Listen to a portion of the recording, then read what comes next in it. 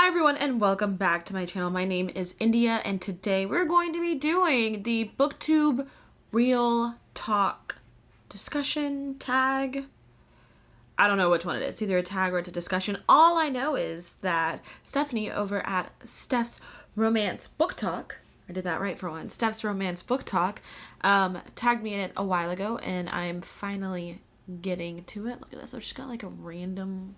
Where is it? A random curl. Welcome to big hair, everybody. Big hair of curls that don't know. That don't know what they want to do today. They don't know. They don't know. It's okay. I don't know either. But anyway, so we're going to do this tag today and let's see what we got. I don't have anything written down. I don't have any notes. I've only watched her video, so I don't know what other people have said when it comes to this discussion. And we will try and tag some other people when I remember names. I'm really bad at remember people's usernames. I can like see their faces in my head who I want to tag. But if I don't tag them in this video, I will definitely tag you all on Twitter. So let's start answering these questions. Let's start with number one. Number one is, what's something nobody told you about Booktube before you started your channel? So I'm going to try and give all my honest opinions and things like that.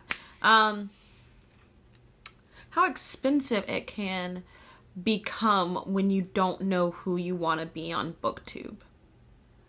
Like, I know maybe a couple months back now, there was like this huge discussion going around about Booktube consumerism and how much people spend on bookish items, books, book merch, just like anything.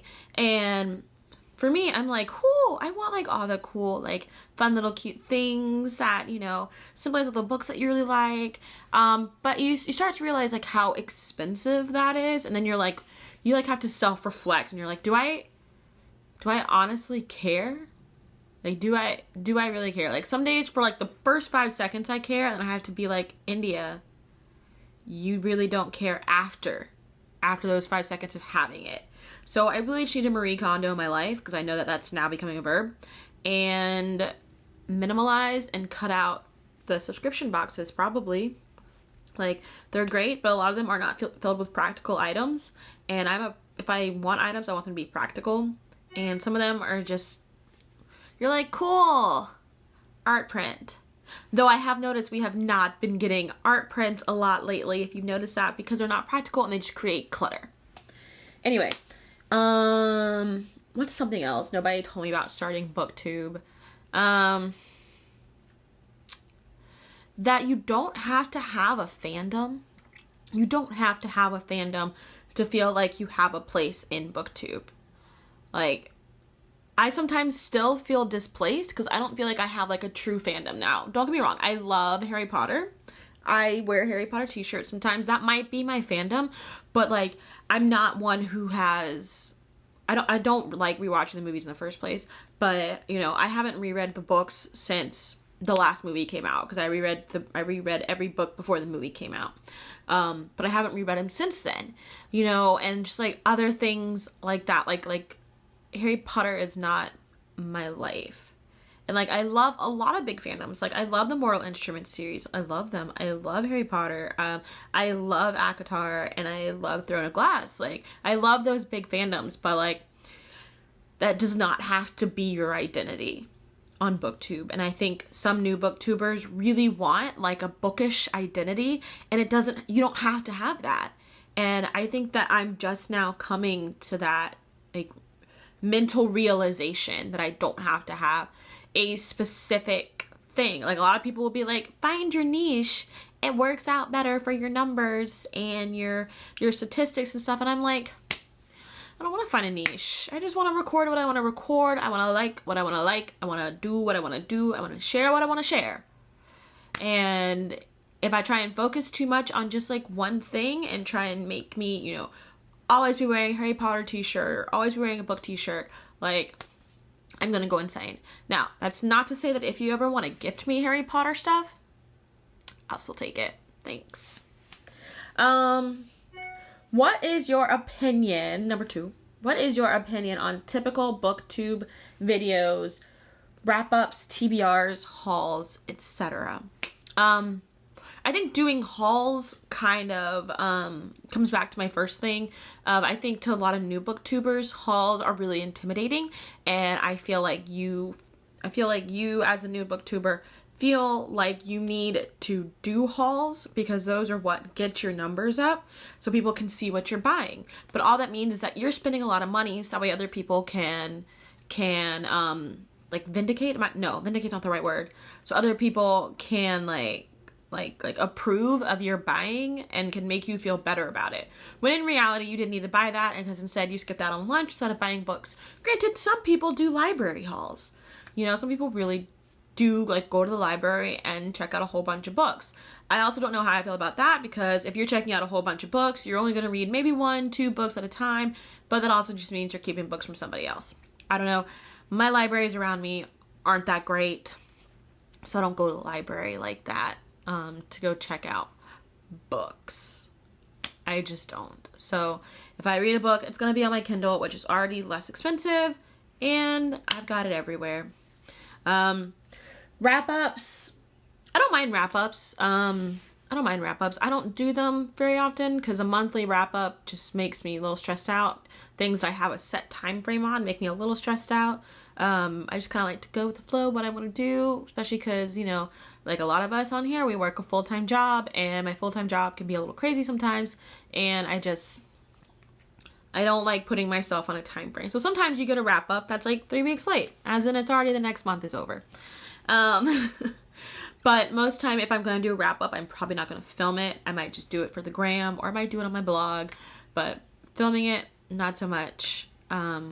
Just because I have to get ready, be a booktuber girl, be one of those booktuber girls, get my makeup done, or not get it done, do it myself, and sit here and tell you all the books that I've read, which can range from 0 books to 5 books. Probably no more than that. I'm not a 12 book a month girl. Like, if I reach 5, whoo, child, I was putting in some work. Or the books were that good. TBRs, I hate TBRs. I've said this before, like I hate them because I feel like that puts me once again on a regiment for reading instead of reading what I want to read when I want to read it. The only time I really do TBRs is if I'm doing a readathon, and that is so that way I do stay focused on what I want to read for that readathon, or else I'll be like, you know what, I'm gonna flip to something else now.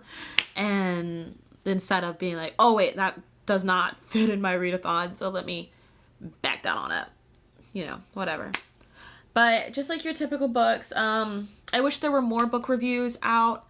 I feel like Booktube is starting to get a little too far away from book reviews and more into the hauls, wrap-ups, and TBRs. But that's a whole different thing. And yeah. So. And I wish there were more negative book reviews. I feel like a lot of people don't want that negative connotation on their channel, thinking that it might be like a rant review. There is a way to give negative book reviews without them being a rant review.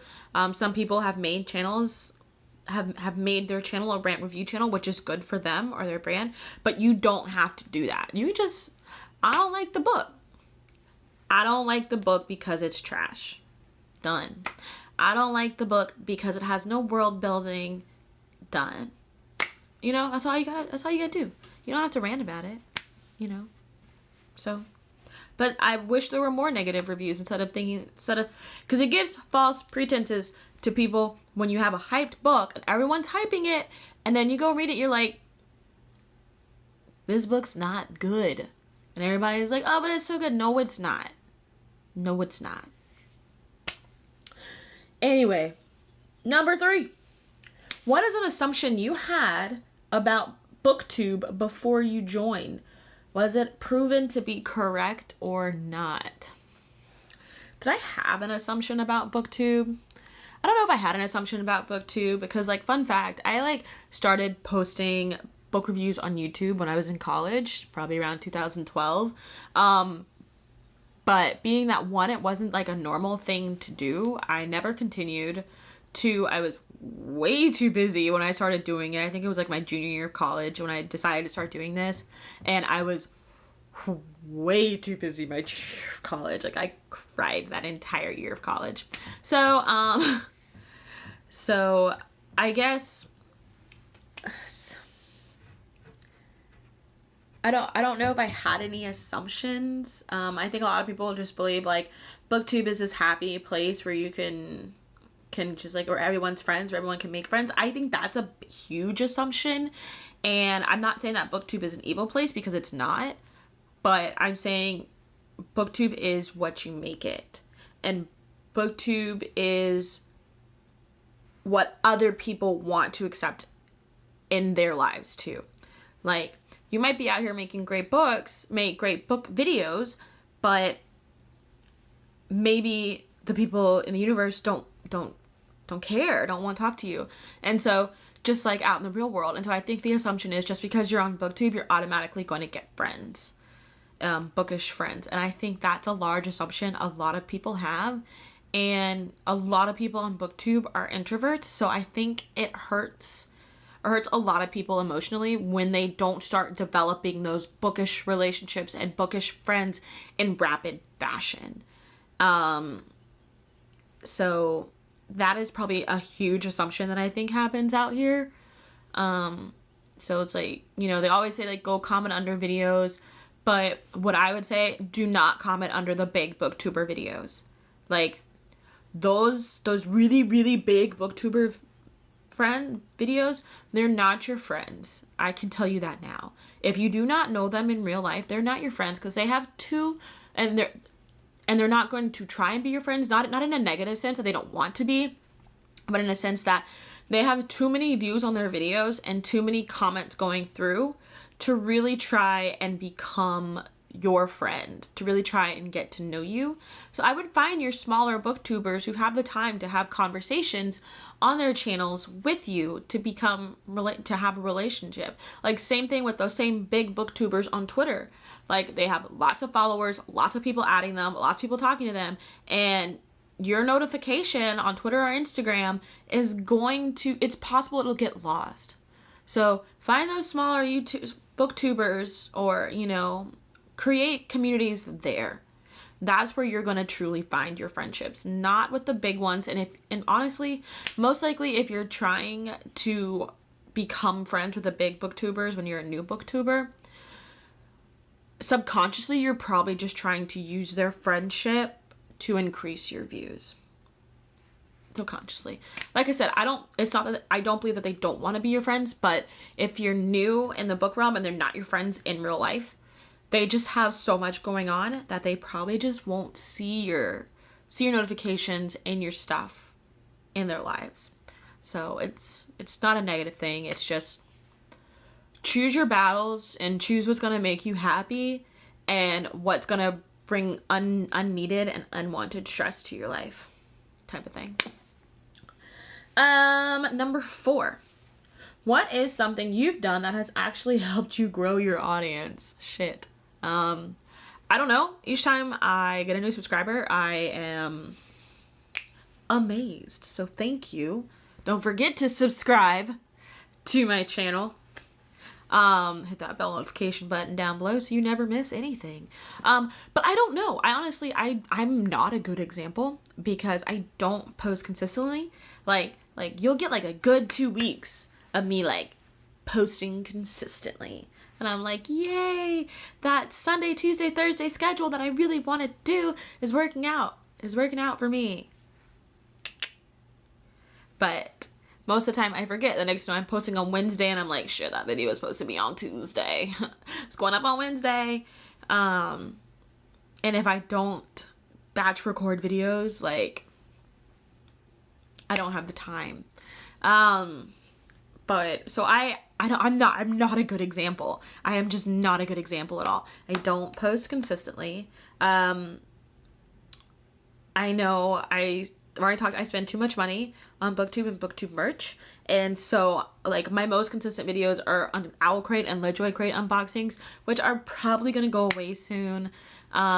Just because I don't need that financial burden and I don't need any more stuff. And I'll probably just do the special edition boxes that come out because those are always so cool. But I guess giveaways are a way I've grown channel's grown, my channel, starting to be more active on Twitter has helped me a lot, because I have been able to form more relationships with people, or at least people see me more out there. Hi, Barrett. Hi, baby. I got a dog under me. A big boy. But being on Twitter, so that way more people know who I am and that I'm recording and that I'm on the social medias. My dog is actually really good around tripods. Like, he just walked all in between my tripod, didn't even shake the camera. A1. So that way then, like, when those follow trains happen and stuff like that, like, other people are tagging me and I appreciate them. And so then other channels are finding, or other people are finding me. And so being more active on Twitter and on social media is really helping that community aspect of it. And don't be afraid to put out your links and stuff when there are those follow trains that happen, for your blog, your YouTube, your Twitter, your Instagram, anything that helps put your name out there helps your numbers overall. So honestly, just don't be afraid to put yourself out like that. And you aren't being selfish. People want to know, because other than that, sometimes people just really don't know. Like, we get a lot of social media and YouTube dumped on us, you know? And if they don't know, they don't know. So don't be afraid to do that. Like I said, I'm not a very good example about consistent posting. Other people are a lot better. So thank you.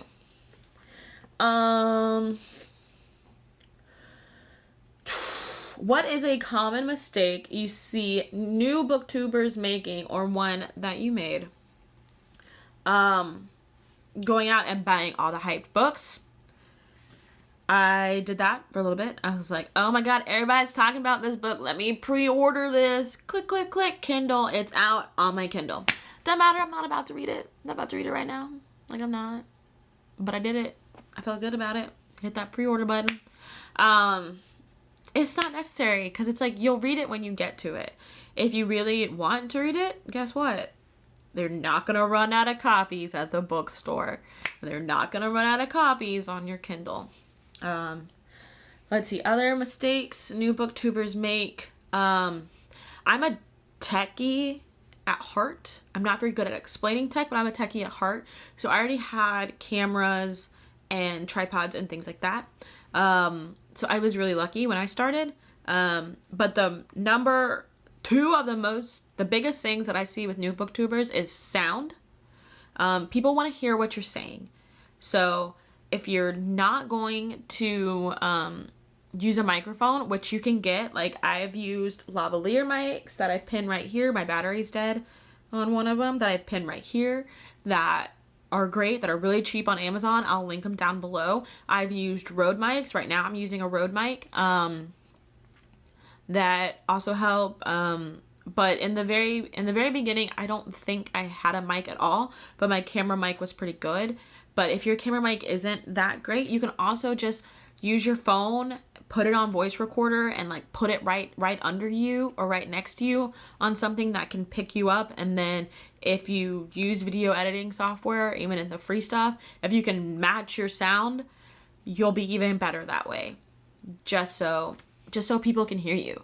People are coming to watch what you're saying, but they want to hear what you're saying, especially if you don't have closed captioning.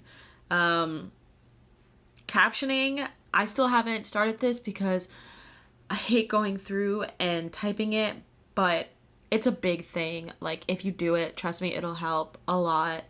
But it's a lot of work to do, like a lot of work to do. So that's definitely a big thing. And lighting. Now, I'm not saying you need to go out and buy professional lighting. Like right now, my window's over there. I'm right here. Boom. Just fine. Works just fine. I turned off my room lights just because they're a weird color, or I don't like the color that it gives off when I'm recording. Some people like to use ring lights, like the beauty bloggers. I have one, which I mostly use when I'm recording at night, or it's really cloudy or dark outside or something like that, and I just need the extra light. I will also link the ring light I use that probably most people use down below as well. So we want to see you and we want to hear you. You don't have to wear makeup if you're not a makeup wearer. I'm a makeup wearer. I enjoy wearing makeup. Most of the time on days I don't record is because I don't want to put on makeup. Like, I mean, I'm not saying I have to put on makeup to record, but it makes me feel better. And I'm pretty sure it makes my mother feel better too. And so I like to wear makeup. I cannot say I always do my hair. Welcome to curls. Natural hair. There it is. I'm dressed from here up. Best part about recording videos is I put on a V-neck t-shirt and I don't even know what this is called. I don't know what it's called, but that's what I put on today. So you don't have to be fancy for Booktube. You don't have to be fancy for YouTube in general, because we want to see who you are and what you're like. So that's what we want to see, and that's how you once again form friends and communities, is when you actually are yourself, which took me a while to be myself. What the hell was that? It took me a while to be myself in front of a camera. I still don't know if I'm completely myself in front of a camera, because I don't think y'all want all that. So follow me on Instagram for that. Anyway, so common mistakes. What are your thoughts on working with publishers and sponsorships? I've got thoughts. I've got thoughts on this. I'm happy for people who work with publishers and who get sponsorships. That takes work. That takes effort. That takes communicating, and that takes having content. I haven't figured that out yet, so I'm working on that. What I don't like is when people's Instagram content or YouTube content is all sponsored. It is all sponsored or given to them by publishers, because you'll always go, just to let you know, this book was given to me by the publisher, but they want my honest review. And guess what? I loved it. You see that way too much, and you see that way too often. And it's like, did you really like it? Because, ew, it wasn't a good book. But, of course, everybody has different opinions on books. Sometimes it is a good book, you know? But oftentimes you feel like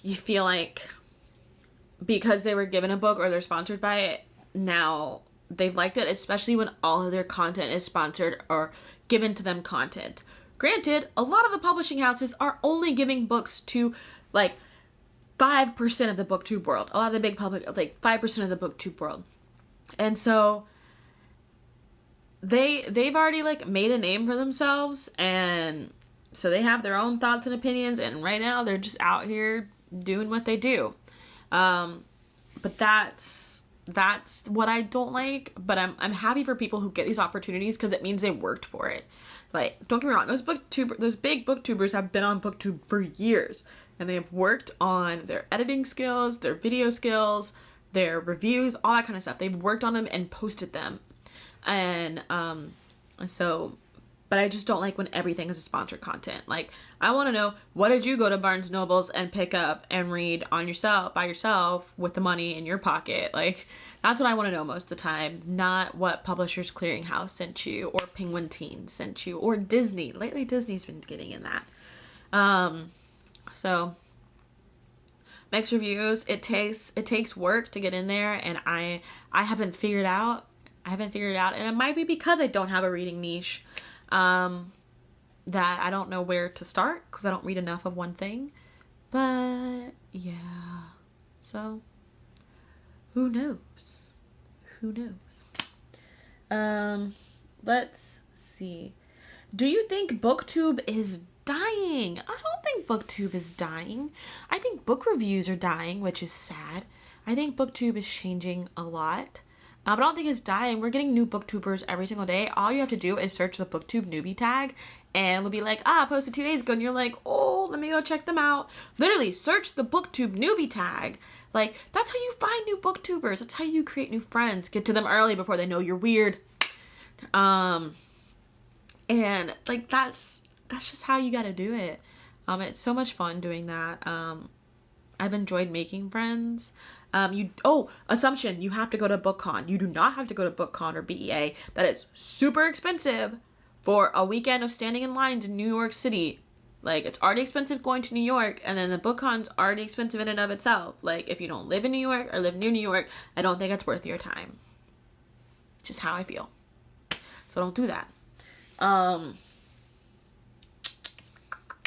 I don't think Booktube is dying. I think Booktube is growing. I think that we just need to start uplifting smaller channels. I'm a small channel, uplift me. But I also think that you need to go out and just find more channels and communicate and things like that. I need to work on it. I don't do enough of it. I'm trying to do better. But other than that, my time is going to end soon on this video. So I'm going to tag some friends below and on Twitter so I can make sure I get all of your names right. And I cannot wait to see what you guys think. I don't know who the original is from. Oh, it was created by Alyssa J. So I will tag that down below.